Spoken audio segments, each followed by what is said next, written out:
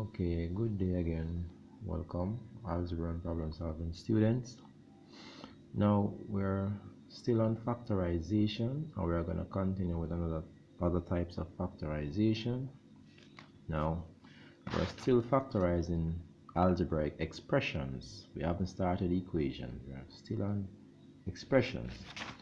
Now, just to reiterate, we went through factorizing two terms, because terms are separated by a plus and minus sign.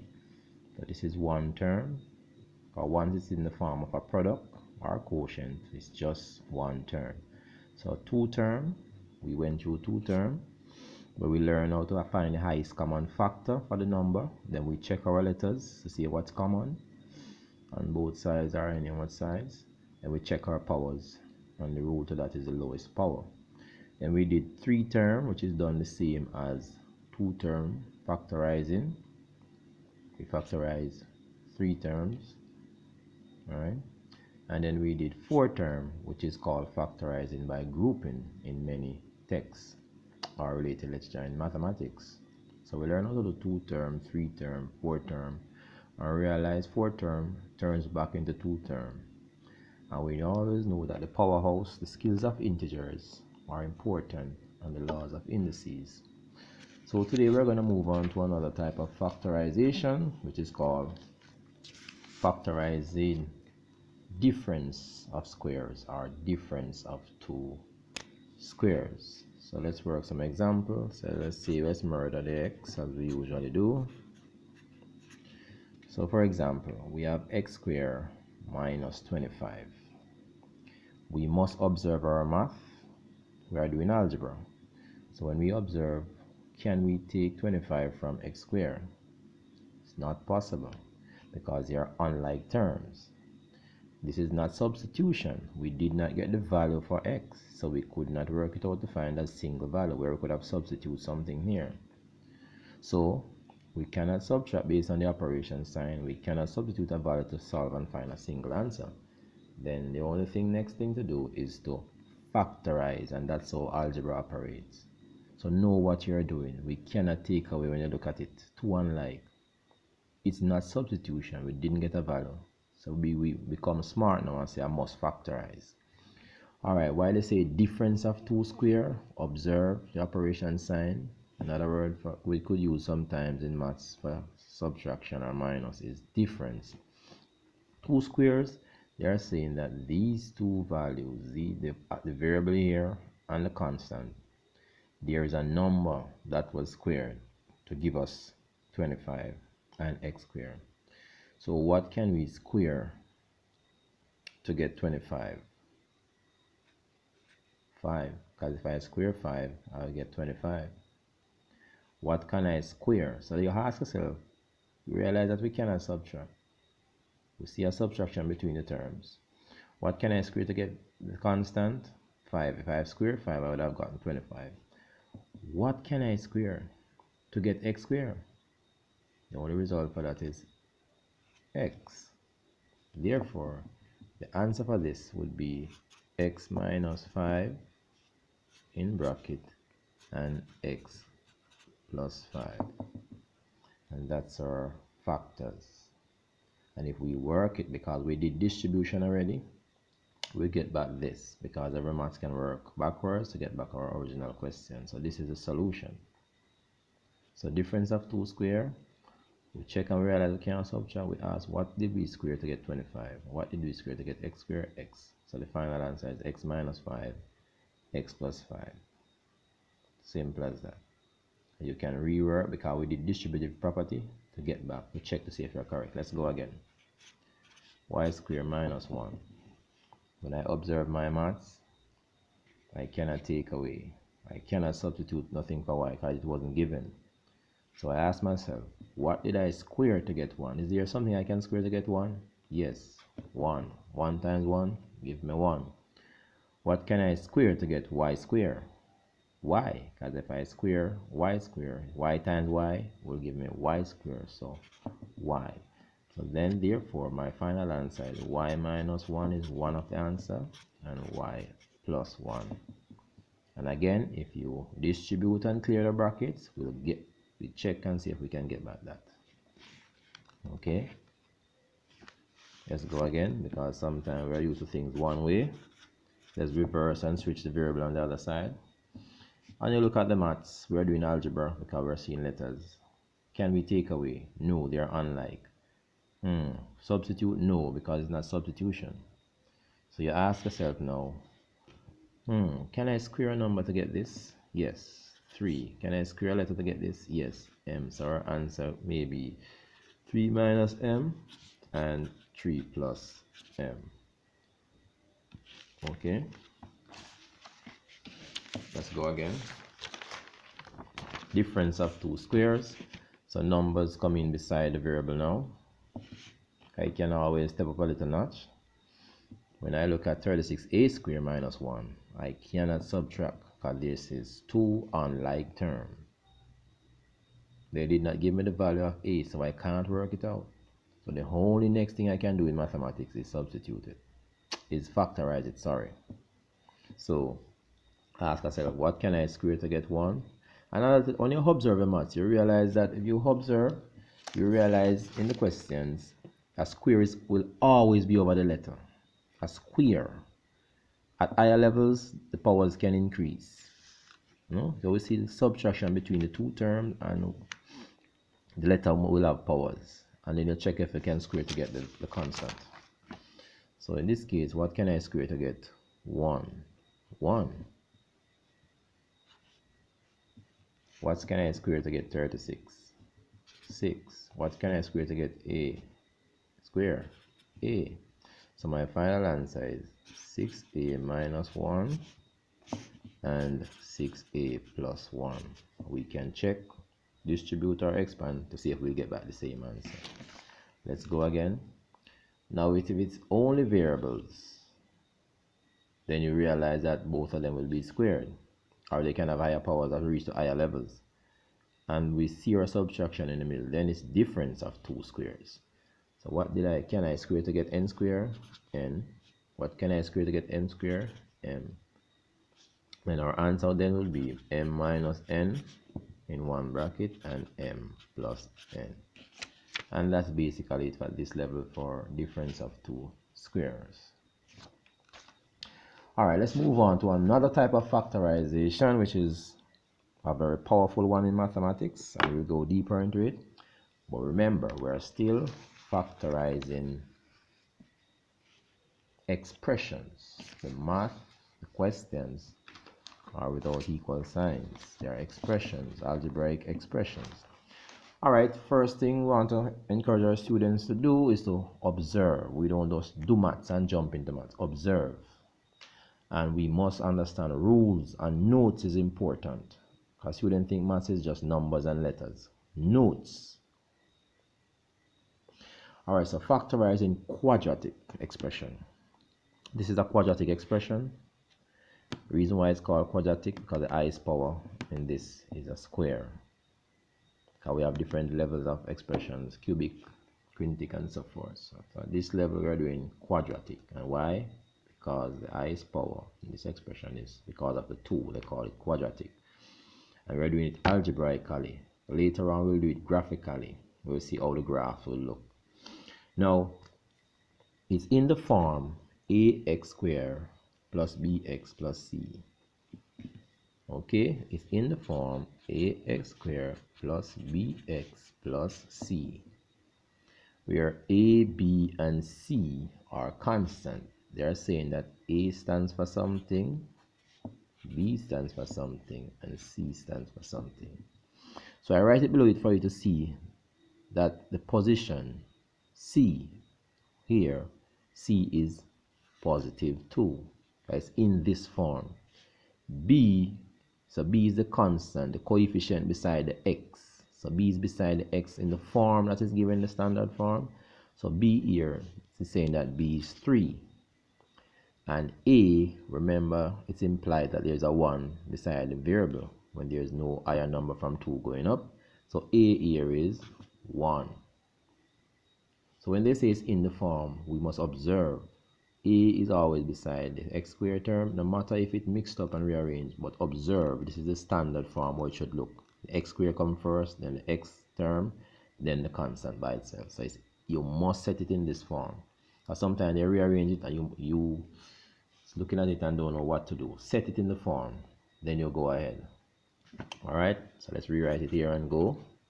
So what we are doing with this. So we observe, and anytime we see a mass like this now, because some of the examples you got before came out like this, some of the solutions. So now you should understand this is called a quadratic expression. Look how it's set out. We always have a x or a y term, a variable to the power of 2, then the repeat. So whatever variable is here, you see it here beside the second term, right? And then the constant by itself, and that's a quadratic expression. Now let's go. The first step is that, let's do it in steps. The first step, we will multiply a by b. So that's why it's important to pick off the numbers for a, b, and c to see if they are positive or negative. So the first step, multiply a by c. I like to do this because I know that a is 1 and c is 2. I like to do a line like this.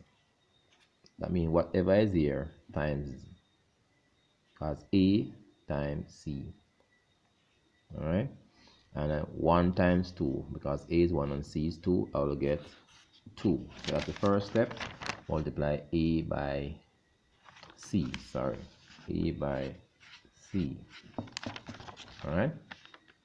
The second step, find the factors of the result of a times c. So the first step is a times c, then you're going to find the factors of the result.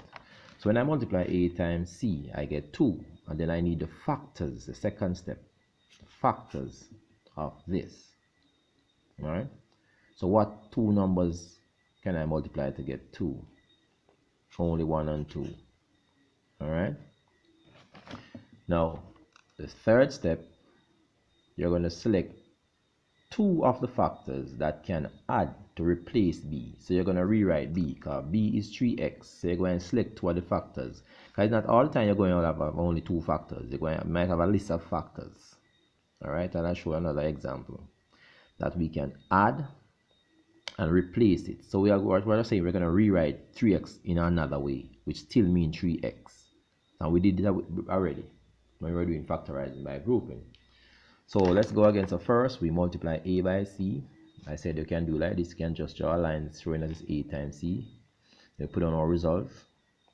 Right. Second, find the factors of the result of AC. So this was the result. So we're trying to find the factors. So we start out with a simple one. So we only have 2 factors. And then now we select, can I add 1 plus 2? The third step will add the factors. Which 2 factors? As I said, you won't only get 2 factors in other examples. If I had 1 plus 2, can I get 3? Yes, positive 3, because we're trying to catch positive 3, because b is positive 3. So third step, what can I must add the 2 factors. Select 2 of the factors I can add to give this and replace it. So we're going to write it, rewrite the math. So now x term, so we're going to rewrite to get positive 3. So positive 1, positive 1x. So the factors, we are just taking up the factors and replace it with 3x. So we're writing the b term another way, plus 2x. The reason why x come beside the 1 and the 2 now, because x was always beside b, and then c comes back. So what we did, we only replace the b term or rewrite the b term another way using factors. So what you should have observed now, it turns into 4 term, which you learned last class. So you go now by factorizing, by grouping, which you learned in the last class, right? So we factorize by grouping the terms, turn back into 4 term, factorize, all right? So what is common here? X, and then now we know that is term divided by the common factor. So x squared is the same as x times x divided by the common factor. So it's the x term. So what is common in this bracket? Only variable. I remember the rule is term divided by the common factor. So x squared is the same as xx, or x times x. When we cancel, what remains is x then term, remember don't leave our sign, the term divided by the common factor. So the common factor is x out here. So what is left? Positive 1. We pull out our sign in the second bracket. Check our numbers. What is common? The highest common factor is 2. Is x common? No. So we open our bracket. So it's a term 2x divided by positive 2. When we cancel, what is left? X term positive 2 divided by common factor 2 into 2 1, so it's positive 1.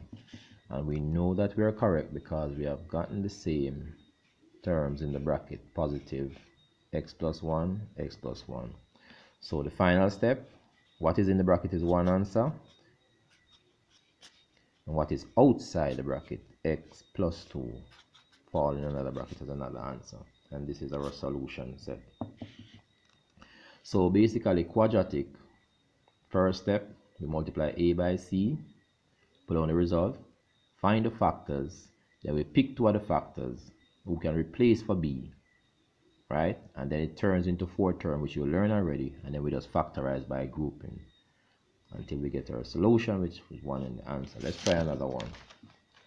All right, let's try another example. Let's step it up a little bit. All right, so we know that we want to make maths a little bit challenging. We put in our negative. All right, so these are our steps. Multiply a by c, find the factors of the result of ac. Okay, all right, let's go now. So the first step, we must pick off our values. We know that a is 5, b is negative 17, and c is 6, sorry. But the first step is multiplying a by c. So 5 6 is 30. Second step, find the factors of the result. Now students normally do it disorderly. I like to do it in order. What are the factors? Start with 1. 1 times 30 give me 30. At the same time you're getting the factors, ask yourself, can I add to get b? Can I add 30 and 1 to get 17? No, it's far. Let's go again. Try 2. 2 times anything give me 30? Yes, 15. Hold on. Could I add 2 and 17? 2 and 5 and get 15? Yes, something is close. I want to get negative 17. So could I add 2 and 5? Yes. If I put, you are in charge of the maths here to catch what you want in the b term. If you want to catch negative 17, you're in charge. You just drop a negative here and a negative here, and if you put it together, you will get negative 17. So you are in charge. And a trick to this, if it's not here should have the negative, or here, then both of them should have a negative. Let's say that again. When you're trying to catch the b term and it's negative, if not the first factor should have a negative, then it's the second, then both of them. So you play around with it, because all the time you'll be putting together. So we find our factors, so we're going to replace, so it's bx squared. We're going to take out negative 17x and write it another way, minus 2x, x comes up because it was already there, minus 15x plus 6. Alright, so let's factorize this now. What's common in here? X, open our bracket, so it's term divided by the common factor, so 5x squared is the same as 5x times x divided by the common factor, and then this term will divide by the common factor. When I cancel, I get 5x. When I cancel, I get negative 2. Pull out our sign here. So we're factorizing by grouping. What's common here? 3. Nothing else is common, so we open our bracket. So it's a term, negative 15x divided by the common factor. Negative in the negative, sorry. So what's common here? 3 can go into both 15 and 6, the highest common factor. We always pull out the middle sign. So it's a term, this term, divided by the common factor. and then this term divided by the common factor. So negative into negative, clear that. 3 into 15, 5. So we get 5x, and 3 into 6, 2. Sorry, negative 6. So negative into positive give us negative, and 3 into 6 goes 2. And we know that we are correct because we have got the same terms in the brackets. So what's in the bracket is one answer, and what is outside is one answer. Okay, so multiply a by c, we catch our factor. We try to find some factors of the number that we get, the result of AC. And as we find the factors, we try and find out, could I put it together, add it, and get the B? So we could not put 1 and 30 together, no way, it's too far apart. When I get 2, then I check 2. If 2 and 15 wasn't close to 17, I would move on to 3. And if there is no factors for 3 times nothing can give me 30, I move to 4. Do it in order. Alright? And then now, we realize if I had sum these two, I'll get positive 17. But you're in charge of the math. You want to catch negative 17, so you can play around with the negative sign. You say to yourself, if I put a negative beside the 2 and add it, would I get negative 17? No. If I put it beside the 15 alone, the negative, would I get negative 17? No. But if I put it beside both of them, I can catch negative 17. So that's the solution. And then we substitute and rewrite it for that. And we go ahead. Thank you.